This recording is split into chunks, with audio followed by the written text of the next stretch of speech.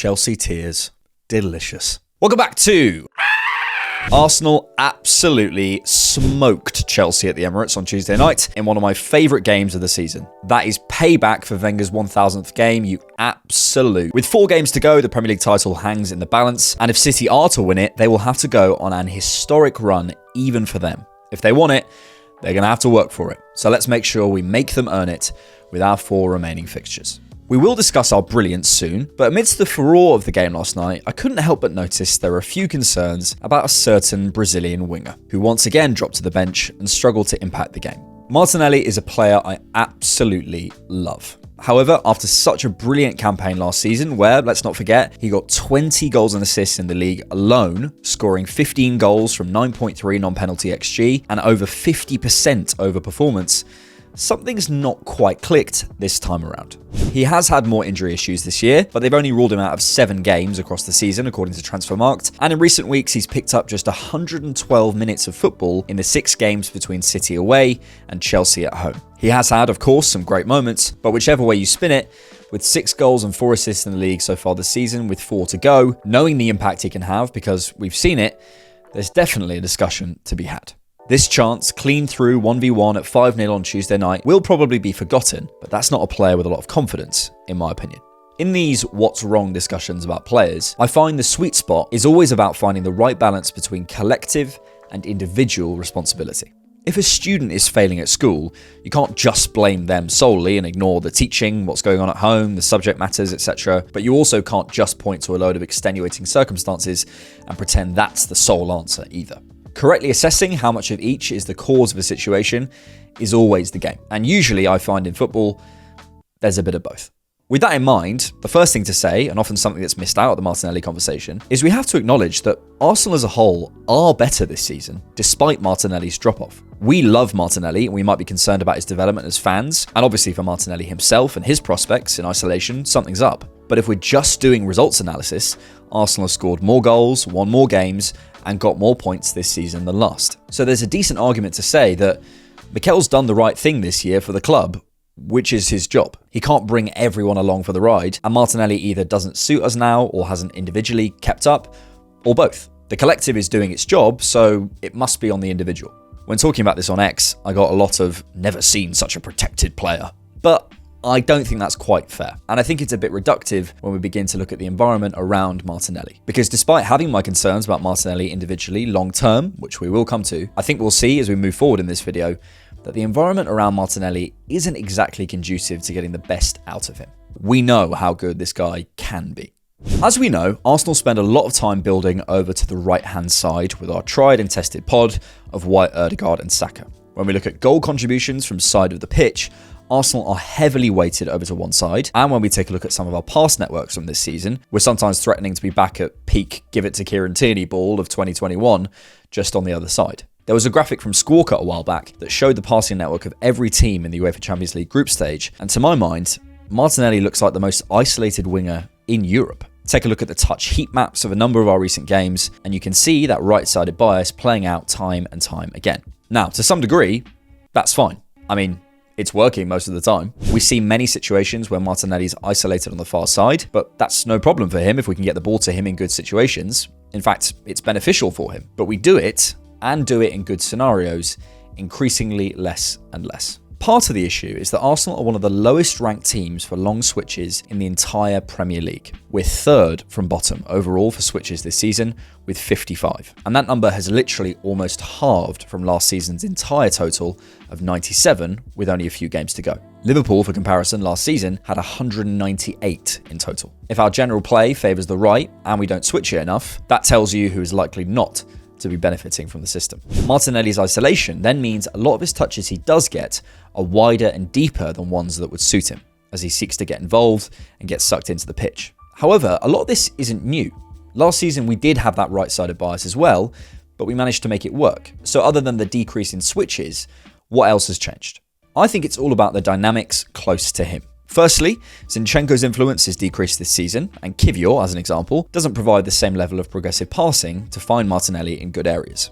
Second, Xhaka is no longer there to roll out wide and behind Martinelli to allow him to step ahead and inside into the left half space, and Rice more often steps into those zones from midfield. Jesus also spends more time deep and rotating out to the left when he's playing 9, again meaning Martinelli can step inside, whereas Havertz tends to stay more on the last line or rotate out to the right when he plays at number 9, which again keeps Martinelli wide. Where Martinelli kills teams is inside, coming into lanes 4 and 3, and you can see that from looking at where he scored his goals last season. But as you can see in this season-wide passing network, he's a touch wider this year, outside the frame of the box, to accommodate a number of these new dynamics, in my opinion. We also have to consider the general level of consistency on that left-hand side, regardless of profile. Over the season, Martinelli has played with Timber, Zinchenko, Kivior and Tomiyasu at left-back, Havertz, Nketiah and Jesus at centre-forward, and Rice, Jorginho, Havertz, Smith Rowe and Vieira in the left 8 slot. Of course, there's always rotation, but that's far from the relative consistency of Jesus, Xhaka and Zinchenko last year. We know it takes time to build up rhythm and understanding with teammates, to create those cooperative superiorities, you nerds. Again, maybe it's not even arguable that Mikel has done the right thing this year overall when you look at the results. So this isn't necessarily a critique of the system, but my point is, none of this benefits Martinelli. Opposition teams are also sitting lower against Arsenal than they ever have. According to Mark's Stats Club, Arsenal faced the lowest defensive lines in Europe's top 5 leagues this year with 38.52. Unfortunately, we didn't have the same numbers from last year to compare, but for example, in 22-23, Nottingham Forest had the lowest average line height in the league with 40.98, and Arsenal's average face this season is lower than that. We also know Arsenal are sitting further up ourselves and having more of the final third touches share than ever, defined by my favourite and the most important football metric, field tilt. And all of this means one of Martinelli's superpowers, transition threat, attacking space in behind, the cause of probably his best game output-wise of the season against Palace, is thwarted further. Games are less chaotic, less transitional, and neither of those factors help Martinelli get those touches inside with grass to run into that he thrives on. It's also worth saying that what Saka and Martinelli are asked to do out of possession by Arteta isn't normal for a top club with their wingers, and never has been. It only serves further proof, if we needed it, that Saka is a joke to have kept this output up when we compare his and Martinelli's defensive numbers with others around Europe, including the likes of Mbappe, Salah, Vinny Jr., etc. We expect our wingers to compete with these guys output-wise, but also do this much out-of-possession work as well. And I don't think any of this helps Martinelli, much as this was true last season as well. We also can't ignore the impact that signing Havertz has had with another, maybe unexpected, body in our front 3, meaning Trossard and Jesus spend more time on the left, but arguably the biggest factor here is Jurriën Timber. I was sat in this seat watching live when Timber scored that goal for the U21s, and I actually screamed out loud like a child. Timber would have been, and still probably will be, huge for Martinelli. Read any of Arteta's comments on Timber, and they all mention special final third qualities that no one else has, which I would suggest relate to his ability on the underlap. Timber started at left back in the Community Shield, left back at home against Nottingham Forest, and at left back the other night against Blackburn Rovers. So I would suspect that's where the club wants him, and that would have changed our dynamics on that side massively. Timber attracting markers on the underlap, his sharpness, his 1-2s, releases in behind, how he receives, the give and goes. Who knows how this season would have turned out with him in the 11, and Partey too. It's almost not worth thinking about, or we'll cry, but Martinelli would certainly have benefited, that's for sure. However, all that said, we do have to come to the individual too. In our school analogy, the student has to accept that, yes, maybe the teaching isn't amazing, maybe there's things going on, but you also could have, actually revised. I've got a couple of things to say about Martinelli that might seem oddly specific and can't be divorced from the environmental stuff at all, but I would like to see improve. I've always had a bit of an issue about where he accesses the box. Of course, this is related to where he receives the ball, I'm not saying it isn't, but it's also about the choices he makes in the final third and what spaces he attacks. Something I like about Reece Nelson when he plays on the left is you can see him driving inside in these areas early. He cuts in a lot sooner than Martinelli when he can. It means Martinelli ends up often accessing the box from too wide, in my view, which limits his chances of making an impact. Saka almost always manages to find a way of accessing the box from here, the corner, which means options remain open to him. He can cut in and shoot, reverse pass, connect with someone on the edge, and it makes him dangerous. I think Martinelli can be a touch braver about making that decision to beat his marker sooner, earlier, inside. I also want him to work on his decision making. There's been a couple of scenarios in recent games where he's gone too late. Some young wingers have the opposite problem. They make a decision too early. See Madueke or Neto in their youthful exuberance at times, making actions a little too soon. But Martinelli's issue is actually going late, I think. He delays till he's in a corner or down an alleyway. It might be because he's grown up probably being a bit quicker than most people, and so he hasn't had to make early decisions because he can just run past you. But now he's in a different scenario, and I'd love to see the ball coming to his feet and out a lot faster at times. Here's the thing though, Martinelli also struggles with the Emil Smith-Rowe disease being compared with Saka, which I literally just did. What we're seeing, in part, in my view, is the natural development of a young player. The guy is 22. It's completely normal to have a season like this. What's not normal is what Saka does, but that's who we compare him to and probably subconsciously expect him to match. We should expect development phase issues. We should expect his body to change. We should expect to be asking questions of him. How many of the top clubs have undisputed U23 wingers starting most games? Madrid, maybe, with Rodrigo, and he might be getting replaced. Martinelli is a top player, but because he's been around for a long time and because of Saka,